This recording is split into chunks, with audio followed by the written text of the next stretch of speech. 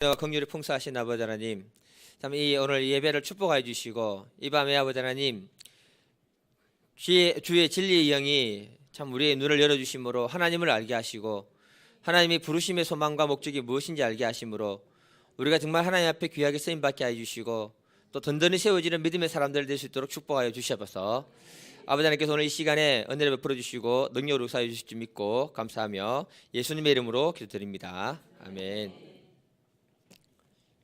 에베소서 1장 15절에서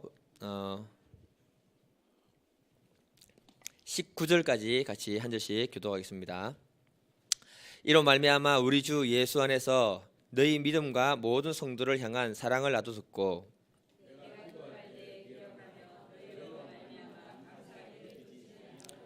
우리 주 예수 그리스도의 하나님 아버지 영광의 아버지께서 지혜와 계시의 영을 너희에게 주사 하나님을 알게 하시고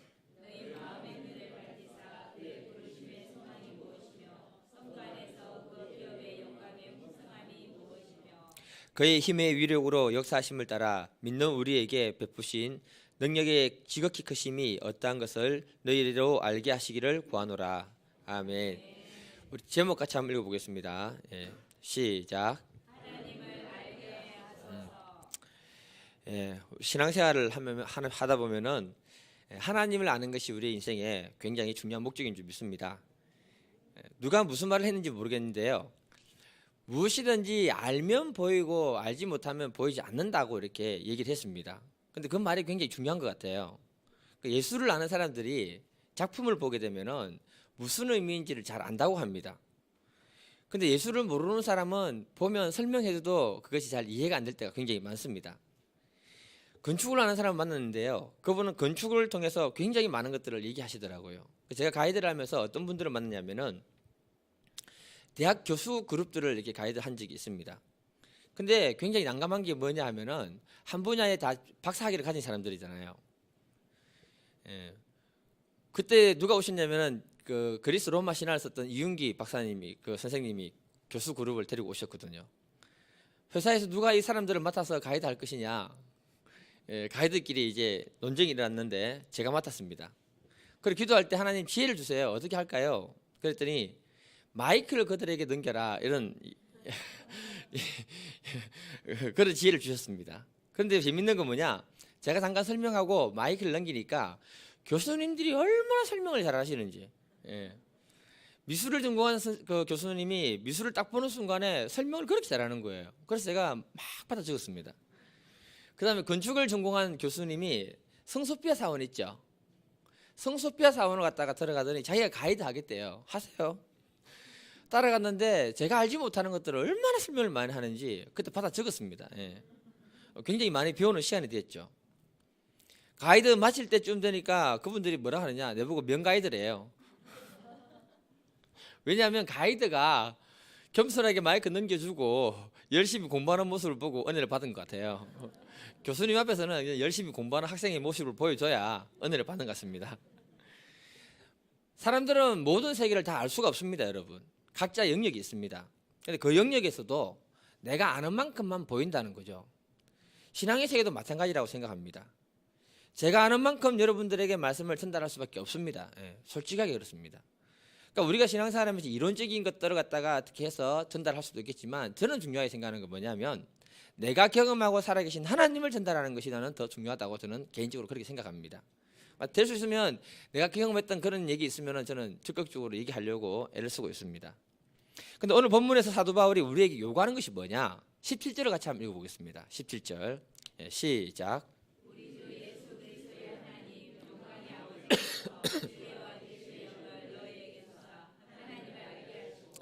사도 바울이 지금 강조하고 있는 게 뭐냐 하면 하나님을 알게 하시고 이렇게 강조하고 있습니다. 그러니까 하나님을 알게 하시고라는 말이 뭐냐 하면 에피고노시스라는 말인데 하나님을 정말 친밀하게 잘 알았으면 좋겠다 이 말을 얘기하고 있는 겁니다. 구약으로 보게 되면 히브리어로는 야다라고 합니다. 야다라는 말이 무슨 말이냐면은 부부가 결혼해서 서로 잘 아는 그 개념을 이렇게 얘기하는 것입니다.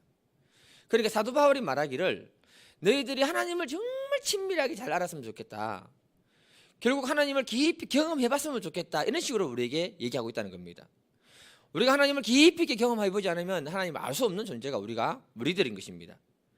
그래서 우리가 결혼해서 살다 보면 깊이 알아가잖아요. 깊이 알아가는데 사람이 연애할 때 아는 것하고 결혼해서 살아가면서 아는 것하고 차이가 있습니까 없습니까? 굉장히 많습니다. 10년 살고 아는 것하고 30년 살고 아는 것하고 차이가 있습니까 없습니까? 굉장히 많습니다. 사도 바울은 우리가 하나님을 알려면 지혜와 계시의 영이 있어야 한다고 우리에게 선포하고 있다는 거예요. 지혜와 계시의 영이 임할 때 우리가 하나님을 알게 된다 이렇게 말하고 있는 겁니다. 18절을 보게 되면은 앞에 지혜와 계시의 영이라는 말은 없지만 17절에 이어서 지혜와 계시의 영이 있을 때 너희의 마음에 눈이 밝아져서 하나님을 아는 존재가 된다 이렇게 말하고 있는 거예요. 여기서 지혜와 계시의 영이라는 것은 뭐냐면 성령 하나님을 가리켜서 하는 말씀이 바로 지혜와 계시의 영입니다. 성령이 우리 안에 들어올 때 그분의 지혜와 계시로 하나님이 누구이고 믿음의 세계가 누구인지를 가르쳐 줄 때 우리가 알게 된다 이렇게 말하고 있는 것입니다. 그래서 우리가 성령 하나님을 통해서 우리들은 하나님이 누구이고 하나님의 세계가 어떤 세계인가를 갖다가 그때부터 배우기 시작하게 된다 이렇게 말하는 것입니다. 여러분 계시라는 것은 뭐냐면요, 하나님이 숨겨놓은 것을 일단 눈을 밝혀서 보여주는 게 계시입니다. 그러니까 뭐냐면은 지금 우리가 많은 것을 보고 있지만 하나님이 눈을 가려놓으면 육의 것밖에 못 보다는 거죠. 예를 들면 밖에 나갔을 때 만물이 있잖아요. 그냥 우리 육의 눈으로 보면은 그냥 만물이 지금 이렇게 어찌게 있는 것으로 보이는 겁니다. 근데 영의 눈을 딱 열어주면은 만물이 하나님을 찬양하고 있는 모습을 여러분 본 적 있습니까? 그거 보면요 굉장히 아름답고 너무너무 멋집니다. 그거 감동이 엄청나게 밀려옵니다.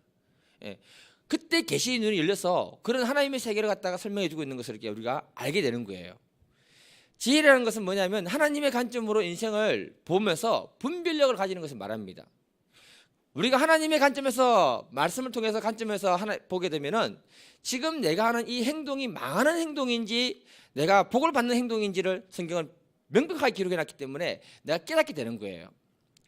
그래서 우리가 성경을 아무리 읽어도 지혜와 계시의 영인 성령 하나님이 우리 안에 역사하지 않으면 하나님 말씀이 무엇인지를 이해할 수 없는 존재가 바로 우리라고 이렇게 말하고 있는 것입니다.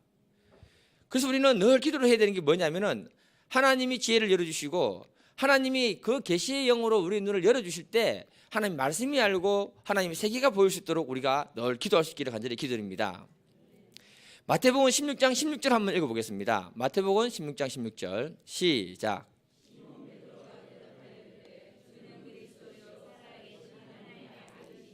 아멘. 이 말을 하고 난 다음에 예수님이 즉각적으로 17절에 뭐라고 하느냐면 이를 내게 알게 한 이런 혈육이 아니고 하늘에 계신 내 아버지다 이렇게 말하고 있습니다. 무슨 말입니까 여러분? 베드로가 예수님을 통해서 신앙 고백을 분명하게 했는데 그 신앙 고백을 듣고 난 다음에 주님이 하신 말씀이 뭐냐, 너가 나를 정확하게 알아서 얘기한 것이 아니고 하나님이 계시의 영으로 열어서 알게 해주셨기 때문에 네가 이 말을 했다 이렇게 우리에게 말하고 있는 거예요. 제가 한 번씩 불교 방송을 보게 되면은 스님들이 성경 말씀을 인용해서 설법하는 거 여러분 들어보신 적 있습니까? 한 번씩 보세요. 잘합니다. 어떤 분은요 잠언을 인용해서 말씀을 자기 설법을 하는데 너무 잘하는 거예요. 여기 와서 설교도 될 것 같아요. 그만큼 그들도 성경을 읽는단 말이잖아요. 전에 우리 교회 잠깐 오셨던 그 범산 스님 있잖아요. 아시죠? 그분과 대화할 때 그분도 성경을 갖다가 읽고 성경 공부를 했대요. 저 여호와 증인에서 똑같이 성경을 보는데 예수님이 누구인지를 모른다는 겁니다. 너무너무 신기하죠. 왜 그러냐면은 지혜와 계시의 영이 그 사람에게 진리가 무엇이고 예수가 무엇이고 누구시고 하나님이 누구인지를 가르쳐주지 않기 때문에 모른다는 것입니다. 한 목사님이 한 청년하고 상담을 했는데 그 자매가 신앙생활을 교회에서 너무너무 열심히 하는데 형제가 그 자매를 조한 거예요. 그 자매가 조건을 걸은 게 뭐냐, 교회를 와야 내가 당신하고 결혼할 수 있다 이렇게 조건을 건 겁니다. 교회를 갔는데 예배 시간에 죽을 맛인 거예요. 왜냐하면 이해가 안 되니까, 재미가 없으니까, 안 믿어진다는 거예요. 하나님이 답답해서 힘들다고 그렇게 얘기하니까 그 말이 충분히 이해가 되는 것입니다. 여러분 영이 안 열리면은 하나님의 것이 우리에게 들어오지 않는다는 것을 말해주고 있는 거거든요. 하나님이 눈에 보이지도 않고 귀에 들리지도 않으니 어떻게 알 수 있습니까? 믿어지지 않는 이유가 뭐냐면은 영적인 눈이 열려지지 않으면 믿어지지 않는다는 걸 우리에게 말하고 있는 거예요. 그러니까 하나님을 모르겠다는 사람들은 대부분이 하나님만 모르는 게 아니고요, 무엇이 죄인지도 모르고 내가 어디로 왔다가 어디로 가는 존재인지도 모른다는 것입니다. 여러분들이 생각할 때 우리가 보이는 세계가 더 많습니까? 보이지 않는 세계가 더 많습니까? 중요한 세계가 보이지 않는 세계가 더 많습니까? 보이는 세계가 중요한 세계가 더 많습니까? 보이지 않는 세계가 더 많은 것입니다. 그래서 우리가 하나님의 세계를 알려면은 성령 하나님 우리에게 지혜와 계시의 영으로 오셔서 우리에게 보여주시고 가르쳐 주시고 하셔야 우리가 깨닫게 되는 거죠. 지금 저는 그렇게 많이 강조를 하지 않았지만 우리 박 목사님이 굉장히 성령 하나님에서 깊이 있게 이렇게 매번 얘기를 했거든요. 그게 바로 뭐냐면 하나님이 눈을 열어주시고 하나님이 그 세계를 열어줘야 다른 세계가 보이게 된다, 이렇게 얘기하는 겁니다. 이것처럼 우리가 신앙생활을 오래 하면서요, 지혜와 계시의 영인 성령 하나님을 쫓아가면서 그분의 도움을 받지 않으면 무슨 문제가 생기느냐, 이런 문제가 생길 수가 있습니다. 장님이 코끼리를 만지잖아요. 만지고 난 다음에 얘기가 다 틀려요. 다리를 만지고 난 사람은요, 뭐라고 하느냐, 코끼리는 기둥처럼 생겼다. 코를 만지고 난 사람은 뭐라고 하느냐, 파이프처럼 생겼다. 귀를 만진 사람은요, 부치처럼 생겼다. 부치처럼. 그러면 자기의 손으로 만져봤습니까? 안 만져봤습니까? 만져봤죠. 만져봤기 때문에 자기가 경험한 것은 진리입니까? 아닙니까? 진리죠. 문제는 뭡니까, 여러분? 코끼리 전체를 보지 못했다는 겁니다. 그래서 우리가 알아야 되는 게 뭐냐면은 우리 안에 진리의 영으로 하나님 우리 눈을 열어주시도록 기도를 많이 해야 되는 거예요. 그걸 할 때 우리가 하나님의 세계를 더 많이 보게 되는 겁니다. 사도 바울이 강조하는 것이 뭐냐, 하나님이 지혜와 계시의 영을 주셔서 하나님을 제발 알았으면 좋겠다, 이렇게 말하고 있습니다. 고린도서 1장 21절 같이 한번 읽어보겠습니다. 시작.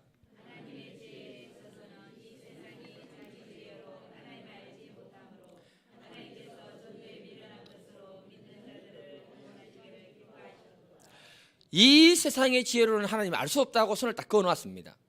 그래서 하나님 뭐냐, 하나님을 아는 우리가 전도의 미련한 걸 통해서 사람들에게 하나님을 알려주라고 이렇게 말하는 거예요. 그러니까 세상의 학문을 많이 우리가 배웠다 하더라도 혼적인 것을 많이 배운 사람이지 영의 것을 배운 것이 아니기 때문에 하나님을 알 수 없다, 이렇게 말하는 것입니다.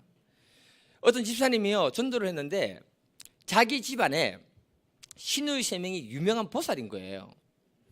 그래서 제가 거기 공부하고 있는 그 목사님들이 전도하는 그쪽에 이렇게 초청을 한 겁니다. 초청을 해서 이 세 명이 이제 거기 가서 그 목사님한테 그날 말씀 통해 은혜를 받은 거예요. 목사님 뭐라 했냐면은 하나님이 천지 만물을 만드신 분이다. 하여튼 뭐 이렇게 설교를 했는데 그게 마음에 탁 들어온 거예요. 이 세 사람이 은혜를 받고 난 다음에 여러 사람들과 함께 절로 올라가면서 무슨 말을 했냐면은 절로 올라가면서 절로 가면 안 되고 교회로 와야 됩니다. 대화를 한참 나누다가 하는 말이, 야, 부처는 사람 아이가?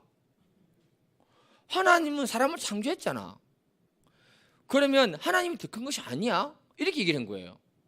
그 옆에 있는 불심이 깊은 여자분이 말하기를, 야, 너씨 교회 한번 갔다 오더니 세뇌당했네. 교회 가지 마라. 그렇게 얘기를 한 겁니다. 제가 이 얘기를 해드린 이유가 뭐냐, 교회를 한 번 왔는데 진리의 영이 그 안에 역사하게 되면은 하나님이 창조주라는 사실을 알게 된다는 거죠. 부처가 피조물이라는 사실을 알게 된다는 거죠. 그전에는 이 부처가 어떤 존재인지를 한 번도 생각해 보지 못했는데 진리의 영이 그 사람 안에 역사할 때 하나님이 누구인지 알도록 하나님은 열어놓았다, 이렇게 말하고 있는 것입니다. 그래서 우리는 진리의 영, 계시의 영이 우리 심령 안에, 우리 삶 안에 역사할 수 있도록 늘 기도할 수 있기를 간절히 기도드립니다. 지혜와 계시의 영이 우리의 눈을 밝혀주면 또 우리가 무엇을 보는가 하면요, 18절을 읽어보겠습니다. 18절 시작.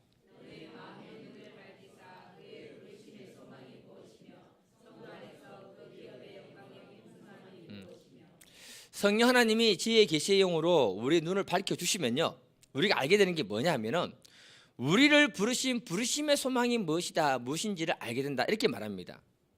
여기서 부르심의 소망이라는 것이 뭐냐 하면요, 하나님이 왜 우리를 구원하셨는지 그 목적과 의도를 정확하게 알게 되는 게 뭐라고, 부르심의 소망을 안다, 이렇게 말하는 겁니다.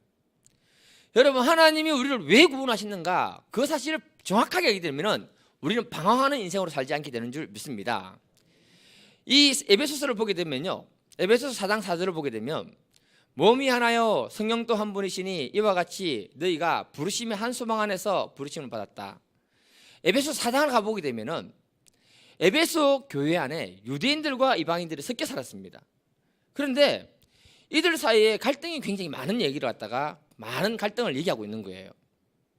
그런데 재밌는 건 뭐냐면 사도 바울이 너희들이 부르심의 한 소망에서 부르심을 받았다 이렇게 얘기해 주고 있습니다.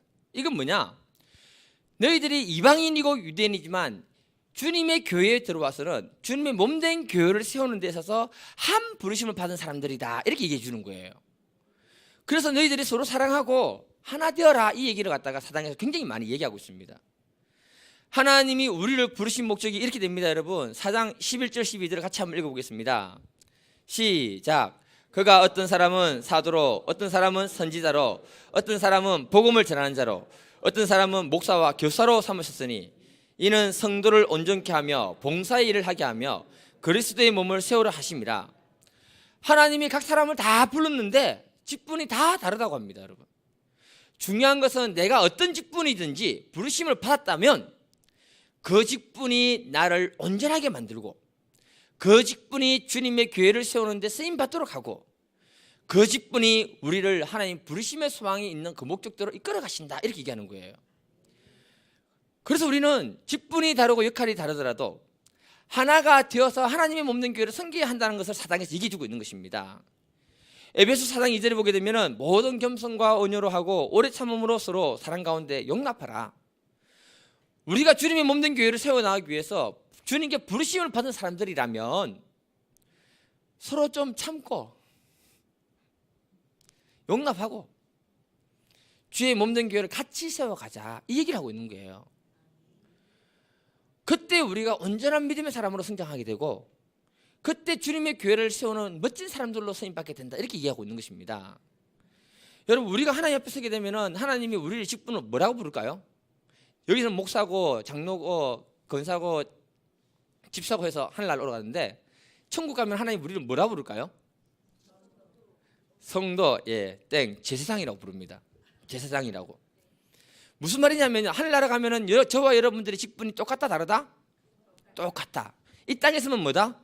나눠져 있다. 그런데 목사도 뭘 세우는데 앞장을 서는 사람입니까? 주의 몸된 교회를 세우는데 앞장을 서야 되는 사람이고 여러분들도 직분이 다 있잖아요. 그 직분이 어디에 쓰임받는 직분이라는 것입니까?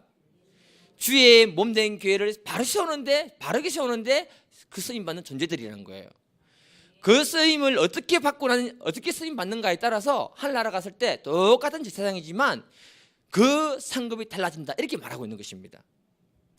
여러분, 우리가 직분을 잘 감당하려 하다 보면요 때로는 눈물로 기도할 때가 있고요 때로는 내 마음을 찢어 넓혀야 할 때가 있고요 때로는 교만한 내 모습을 발견하고 하나님 앞에 회개하는 경우들도 있습니다. 그러다 보면 그 직분 감당하다 보니까 목사가 되어가고요 멋진 장로님이 되어가고요 멋진 권사님이 되어가더라고요. 이해가 되시죠? 예. 그래서 하나님이 성숙한 믿음의 사람, 온전한 믿음의 사람 되게 하기 위해서 부르심의 한 소망을 가지고 교회를 세우는데 우리에게 직분을 주시고 불러주셨다 이렇게 얘기하고 있는 것입니다. 그래서 어쩌면 신앙생활이라는 것은 주님이 나를 부르신 그 부르심의 소망을 깨닫고 그 소망 가운데 주님의 몸된 교회를 세워나갈 때 자기 자리를 찾아가는 것이 바로 신앙생활이다 이렇게 보시면 됩니다. 무슨 자리를 찾아간다고요? 자기 자리를 찾아가는 것이 신앙생활입니다. 내가 하나님 안에서 마음이 가는 그 자리를 찾아가서 그 역할을 감당할 때 최선을 다해서 감당할 때 하나님은 그 사람을 축복하는 것이고 그 직분이 그 사람을 영화롭게 하고 온전하게 하고 주의 몸된 교회를 세우는데 하나님이 귀하게 사용하신다 이렇게 얘기하는 거예요. 그래서 교회에서는요 자기 역할이 있어야 되는 겁니다. 하나님이 어떤 사람은 목사고 교사고 선지자로 불러주셨지만 그 부르심의 목적대로 쓰임받는 사람이 정말 귀하게 쓰임받는 복된 사람이다 이렇게 얘기하고 있는 겁니다. 사도행전 9장 15절 16절을 보게 되면요 주께서 이르시되 가라 이 사람은 내 이름을 이방인과 임금들과 이스라엘 자손들에게 전하기 위하여 택한 나의 그릇이다. 그가 내 이름을 위하여 얼마나 고난을 많이 받아야 할 것을 내가 그에게 보이리라. 무슨 말이냐? 사도 바울이 예수 믿고 난 다음에 부르심을 받았습니다. 그런데 이 사람 때문에 핍박을 받았던 사람들이 다 도망갔던 거예요. 부르심을 받고 난 다음에 그를 도와주라고 사람 아나니아라는 사람에게 보내니까 사도 바울 소식을 듣는 순간에 무서워서 가지를 못하는 겁니다. 왜? 핍박자니까. 근데 하나님 뭐라고 하느냐? 내가 그 사람을 이방인의 사도로 불렀다. 내가 그를 부르신 목적이 있다. 그를 사용하는데 내가 고난을 통해서 그를 더 많이 사용할 것이다. 분명하게 하나님이 그 목적을 선포해주고 가르쳐주는 그 얘기를 하고 있는 겁니다. 하나님이 한 사람 부르실 때요, 부르심의 소망과 목적이 있다는 사실을 기억하시기를 바랍니다. 나이가 많든 적든 그 사람이 교회를 오게 되면 그 사람이 역할이 있다는 사실을 알아야 됩니다. 내 역할이 뭘까? 그걸 찾는 것이 여러분의 직분을 귀하게 만들어주는 작업이다. 이렇게 말하고 있는 거예요. 누가복음 5장 27절을 보게 되면 이후에 예수께서 나가사 레위라는 세리가 세간에 앉아있는 것을 보시고 나를 따르라 하시니, 예수님 많은 사람들을 갖다 전도하는데 그중에 레위가 세리에 세관에 앉았을 때 부르셨다 이렇게 얘기합니다. 여러분 지금 세관에 앉아있으면 무슨 일을 하고 있는 거예요? 지금 돈을 뜯고 있는 거지 않습니까? 다른 사람 세금을 뜯고 있는 중인데 그때 주님 불렀다는 거예요. 그러면 세리가 그 시대에 공인된 죄인이라고 말하고 있잖아요. 다른 사람들은 아무도 가지 않는데 주님이 그를 불렀다는 겁니다. 부르실 때 왜 그를 제자로 삼았을까요? 그를 통해서 하나님이 하시고자 하는 일이 있다는 거예요. 그게 뭐냐? 그 당시 죄인 중에 죄인이 세리와 창리 아닙니까 여러분? 그를 불러서 주님의 제자로 만들어서 주님을 귀하게 섬기는 사람을 만들었을 때 다른 죄인들이 얼마나 희망을 가지겠냐 이거죠. 저 사람도 예수 믿고 하나님을 섬기는 사람 되었으니 우리도 예수를 믿을 수 있다는 소망과 희망을 주게 되는 그 목적으로 하나님이 그를 불렀다고 이렇게 말하고 있는 거예요. 그래서 한 사람 한 사람들을 하나님 부르실 때 그 부르시면 놀라운 목적이 있고 여러분을 통해서 영광을 받을 수 있는 그런 것들이 하나님이 있다 이렇게 말해주고 있는 겁니다. 영화 나름대로 임하소서 주인공인 안요한 목사, 이분 혹시 여러분 보신 적 있을 겁니다. 이분이 37년 동안 무신론자로 이렇게 살았거든요. 그 영화를 보게 되면 소개할 때 아버지가 목사님인데 교회에서 살을 때 교회에서 문제가 너무 많았던 거예요. 그 문제를 많이 보다 보니까 상처를 너무 많이 받아서 뭐라고 생각했냐면 어릴 때 하나님 없다. 마음을 닫아버리고 선을 꺼버린 겁니다. 그리고 자기는 하나님 없이 살아가는 사람으로 37년간 사는데 굉장히 열심히 살았습니다. 성공도 하고요. 그런데 37살에 그냥 시력을 다 잃어버리고 맹인이 딱 되어버린 거예요. 그리고 어느 날 아내가 자기 몰래 떠나버리는 겁니다. 아내가 떠나고 난 다음에 남의 도움을 받느니 차라리 비참하게 살려니 죽어버리겠다. 자살을 할 때 하나님 부르십니다. 요한아, 요한아, 내가 너를 떠나지 않고 버리지 않았으니 너는 강하고 담대하라. 그 음성 듣고 37년 만에 하나님 다시 만나게 되는 거예요. 그리고는 하나님 계시구나 이것을 깨닫고 난 다음에 신학교에 가서 목사가 됐습니다. 그리고 간증할 때 뭐라고 하느냐면 저는 장님이 되고 난 다음에 하나님을 만나고 난 다음에 내 인생 수지맞았습니다. 37년보다 보지 못한 몇 년 동안 오히려 내 삶은 더 행복했고 주님이 나에게 주신 그 은혜가 너무나 큽니다. 그래서 나는 행복한 사람입니다. 하나님이 나를 찾으시고 불러주셨습니다. 내 인생은 하나님 때문에 감사와 행복이 넘칩니다. 이렇게 얘기한 거예요. 그런 부르심이 목사니까 지금도 전도자로 살고 있는데요. 세빛 맹인 선교회 이사로 있으면서 맹인들을 선교하는 그 선교에 하나님께 부르심 받아서 쓰임 받고 있다 이렇게 얘기하고 있습니다.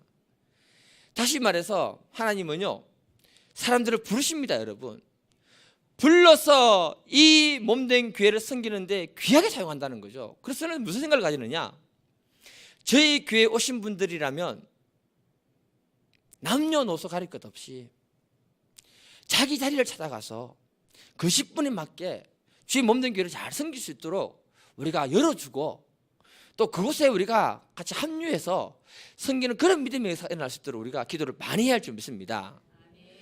우리가 부르심을 따라가다 보면요 주님이 나를 불렀는지 그게 깨달아지고요, 주님이 나를 불러주셨다는 그 사실이 너무 감사할 때가 있고요,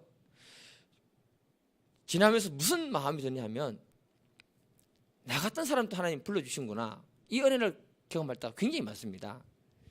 제가 한 번은 기도를 쭉 하는데 나 같은 죄인도 하나님 불러주시는구나. 야, 이 하나님의 은혜가 없고 부르심의 은혜가 없다면 정말 목사 이거 참 할 수 있는 게 아니구나. 그런 생각이 확 밀려들어오면서 하나님의 마음이 뭔가, 부르심의 소망이 뭔가, 이게 한번 이렇게 깊이 내 심령에 새겨지는 역사가 있었거든요. 하나님은 한 사람 한 사람 얼마나 귀하게 생각하느냐.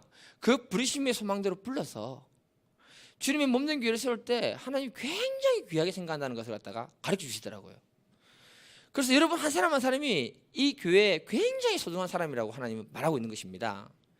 하나님이 지혜와 계시의 영을 통해서 눈을 열어서 우리의 부르심의 소망을 발견할 수 있기를 간절히 기도드립니다.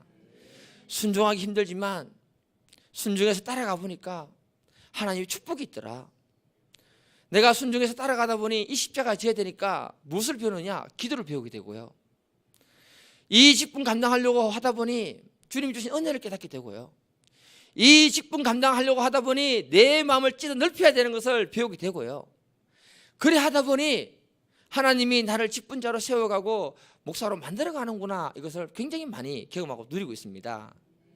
우리 안에 이런 믿음의 역사가 있기를 간절히 기도드립니다. 성경을 자세히 보시게 되면은 하나님은 부르시고요, 사람은 응답함으로 그 둘이 만나서 기록된 것이 바로 성경입니다. 여러분, 하나님이 노아를 부르십니다. 하나님 노아를 부르실 때 노아는 응답하셨습니다. 그리고 그가 노아 방주를 지었습니다. 그래서 노아 홍수에 대한 심판의 얘기가 있고요. 하나님은 아브라함을 불렀습니다. 여러분, 아브라함을 불렀을 때 그가 응답함으로 이스라엘 민족이 되어서 그 민족에 대한 이야기가 있고요. 하나님은 모세를 불렀습니다. 모세를 부르고 응답했기 때문에 그를 통해 출애굽 역사를 기록하고 있고요. 하나님이 심은 어부 같은 베드로를 불러가지고 그를 통해서 사람 낳는 어부가 되게 하심으로 그에 대한 얘기가 기록되어 있고요. 오늘 이 시간 저와 여러분들을 하나님 불러주신 줄 믿습니다. 그 부르심의 목적대로 우리가 합한 생활을 하게 되면 우리도 하나님 역사에 하나님 나라 갔을 때 성경에 기록되는 그런 것처럼 그런 믿음의 역사들이 기록되어져서 우리를 영화롭게 하는 줄 믿습니다. 하나님은요, 부르십니다. 부르시고 응답하고 순종하는 사람을 찾고 있는 것입니다. 목사가 귀한 직분이 아니고요, 주님의 몸된 교회에 주어진 그 직분을 잘 감당하기 위해 부르시며 순종해서 자기를 내어주는 사람이 귀한 직분자인 줄 믿습니다. 우리가 부르심의 소망을 쫓아갈 수 있기를 간절히 기도드립니다. 말씀을 마무리하겠습니다. 사도 바울은 에베소 성도들에게 기도합니다. 성령 하나님이 지혜와 계시의 영으로 하나님을 알게 해달라. 성령 하나님이 지혜의 계시의 영으로 눈을 밝혀서 부르심의 소망이 무엇인지를 알게 해달라, 간절한 마음으로 기도하고 있습니다. 우리가 직분자가 되어서 정말 온전하고 멋진 성도가 되기 위해 쓰임받는 그런 귀한 분들이 되시기를 간절히 기도드립니다. 제가 18절을 다 보진 않았지만요, 18절 뒤를 보게 되면 하나님이 성도들에게 허락한 그 기업에 풍성함이 있다고 말하고 있습니다. 그런 풍성함이 여러분들의 삶 가운데 가득 채워지기를 간절히 기도드립니다. 우리 이 시간 같이 찬송가 하는 곡 하고요, 같이 기도할 때 하나님 그 찬송대로 이 말씀대로 내 삶 가운데 부르심의 소망을 쫓아서 귀하게 쓰임받게 하시고 우리 가운데 하나님이 영으로 충만하게 해주시도록 우리가 이 시간에 기도하고 돌아가시기를 간절히 기도드립니다. 찬송가 323장입니다.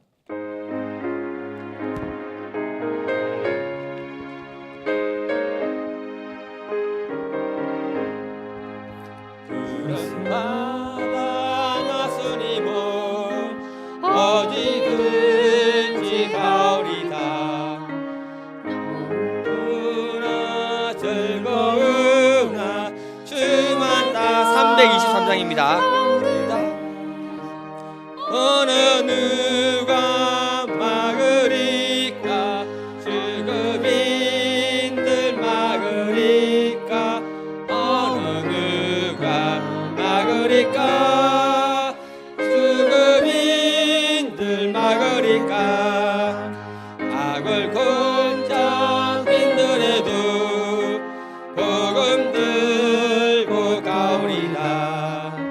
소돔 같은 거리